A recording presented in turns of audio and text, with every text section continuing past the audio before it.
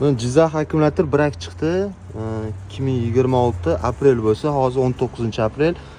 Yarim yildan oshib ketdi, brak chiqmayotgan ekan akkumulyator.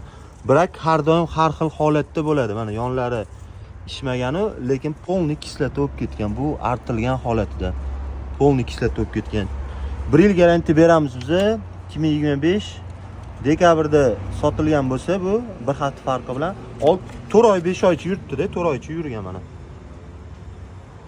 Almashtirish ham qiyin bo'lmadi. To'g'rimi aka, almashtirish brak desangiz qancha?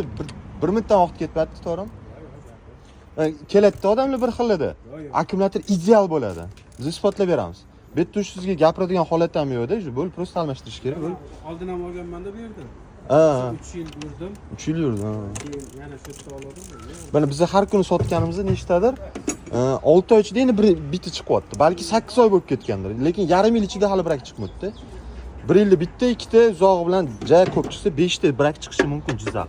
Shuncha sotganimizda. Sraz almashtirib beramiz. Bir xil joylarga o'xshab urush janjal deb o'lan qilib nimadir bo'lmayapti. Yangisini qo'yib beramiz. Garantiyasini bilasizlar qanaqa? Bitta yangi beraman, uje garantiyasi yo'q bo'ladi mana bu. Taloni yo'q bo'ladi. Bitta yangisini qo'yib beraman, bu ishi yo'q. 14 1 ko'rsatyapti. Telefon yaxshi ko'rsatgan. 14 13.9. Zaryadkasi ham yaxshi. Mashina yaxshi. Akkumulyator qaynagan. Mashina yaxshi bo'lib turib akkumulyator qaynagan bo'lsa, значит akkumulyatorda ayb bo'ladi.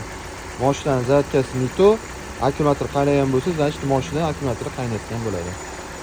Bu narsalarni bilish qiyin emas, oddiy tushuntiramiz, tushunmasanglar baribir garantiya bermaymiz. Agar akkumulyator brak bo'lsa, shunda almashtirib beramiz. Prosta ko'plar tushunmaydi, ishonmaydi. Ishonmasanglar o'zingizlar o'g'ri bo'lganinglar qoladi.